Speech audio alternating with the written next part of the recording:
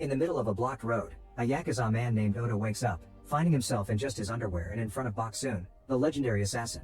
Instead of killing him immediately, Bok-soon explains she learned from her daughter Jae-young that things should be done fairly, which was discussed when they heard the news about the senator refuting all claims that his son was fraudulently admitted into college. So in order to be fair, Bok-soon gives Oda a sword so he can defend himself while she'll fight with a hatchet. A fierce battle begins between two very skilled warriors, but in the end, it's Oda who kills Bok-soon.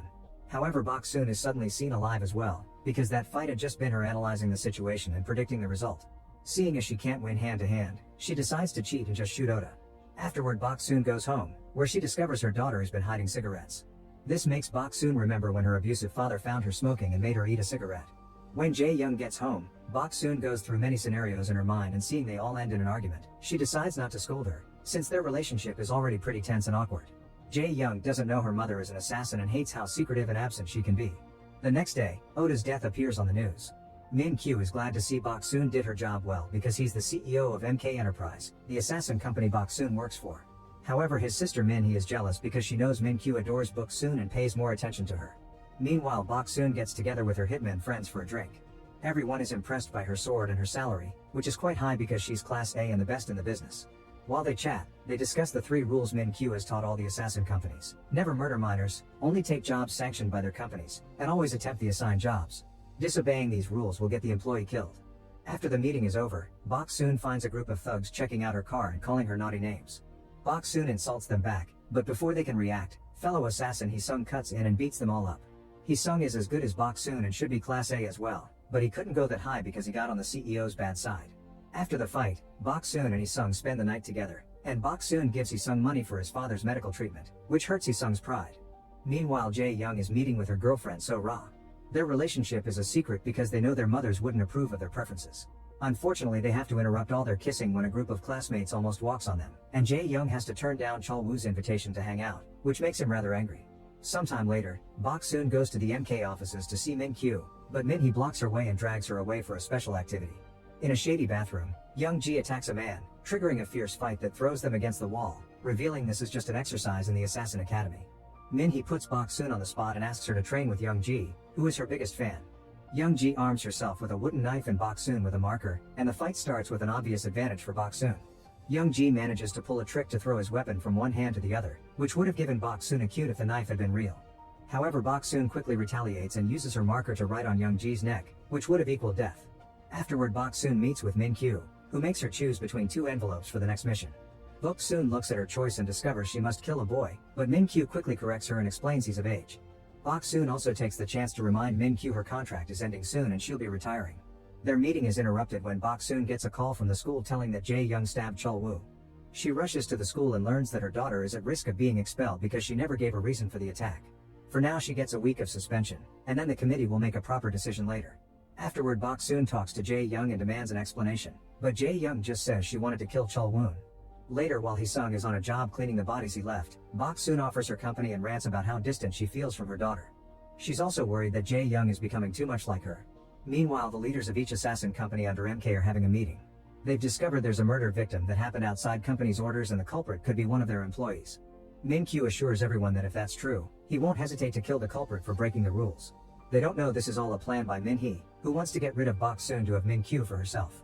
Sometime later, Bok-soon keeps on trying to talk to Jae-young, but the girl ignores her.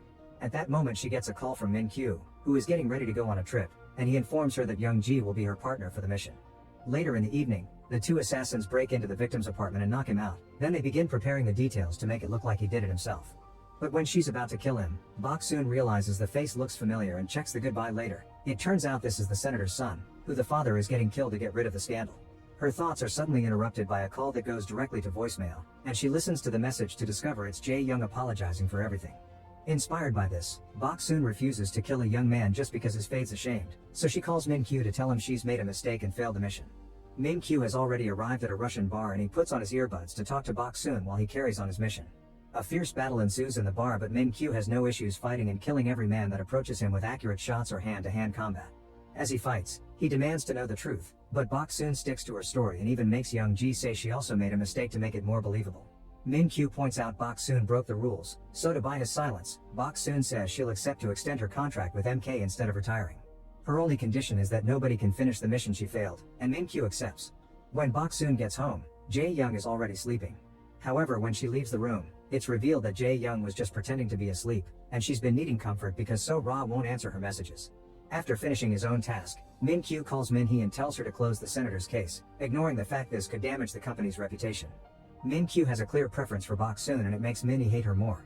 Ready for revenge, she goes looking for Hee-sung to ask him to finish Bok-soon's failed mission, which he immediately accepts because it would put him in the A-leagues and give him the money for his father's treatment.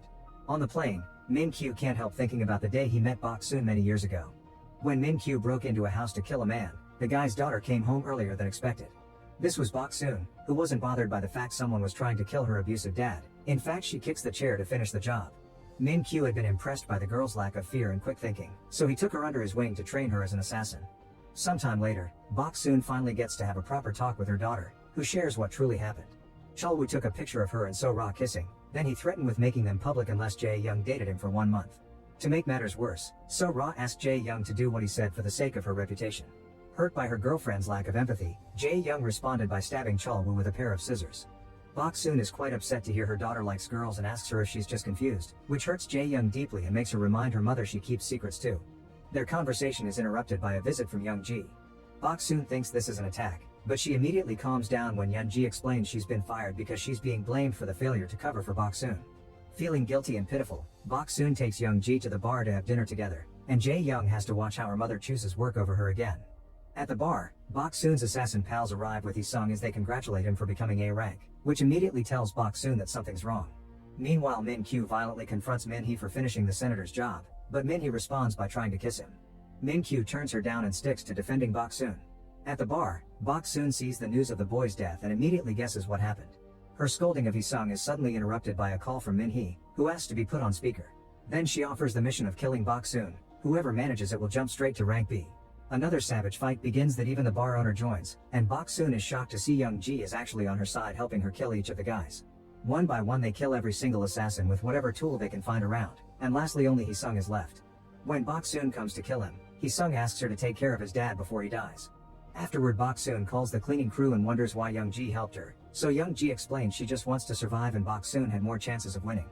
Then Bok-soon gets a call from Jae-young, who wonders when her mother will come home because she needs her. However, Min-kyu suddenly shows up and violently pushes Bok-soon against the wall, furious because she's broken a bunch of rules and this will get him in trouble with the other leaders. Bok-soon doesn't want her daughter to hear this, so Min-kyu quickly destroys the phone. Then Young-ji cuts in and explains that it was Min-hee who sent the orders. Min-kyu asks Bok-soon to come to the office the next day to renew her contract because that's the only way he can protect her, but Bok-soon refuses, knowing that this disrespect means they'll have to fight. However, when she calculates the outcome, she can see she loses, so she has no choice but to accept to renew the contract. After Bok-soon leaves, Min-kyu asks Young-ji not to tell anyone about this. At home, Bok-soon is scolded by her daughter, who had been worried because she didn't answer her phone. Jae-young explains So-ra has broken up with her and is now denying she's into girls like that. Bok-soon apologizes for her reaction earlier and promises Jae-young she doesn't have to hide who she is. Then she has a breakdown, and Jae-young realizes her mother has had an awful day at work too. They bond over their difficult lives while Bok-soon continues to keep details vague, but Jae-young suddenly confesses she once found a gun and a fake passport in her mother's bag. This makes Jae-young think her mother is CIA, and since Bok-soon finally feels close to her daughter, she doesn't deny it. The next day the company bosses hold a meeting to discuss the killing of their men, suspecting that Min-kyu is involved in this. Min-kyu explains Bok-soon had been defending herself and offers monetary compensation, but some of the bosses don't believe him and ask him to finish things for himself as the rules say, even handing him the blade to do so. Instead, Min-kyu kills one of the bosses on top of the table and reminds everyone that he is the rule, so he adds a new one to the list, not drawing weapons during their meetings. Meanwhile, Bok-soon goes to the office to sign the contract, only to find Min-hee, who confesses Young-ji was killed by Min-kyu after she left the other night. Furious, Bok-soon kills Min-hee with a pen and leaves it for Min-kyu as a message that she wants to duel him. In the evening, Bok-soon makes sure to have a very cozy dinner with Jae-young, even letting her skip the vegetables. She wants her to have a last good memory in case she doesn't come back.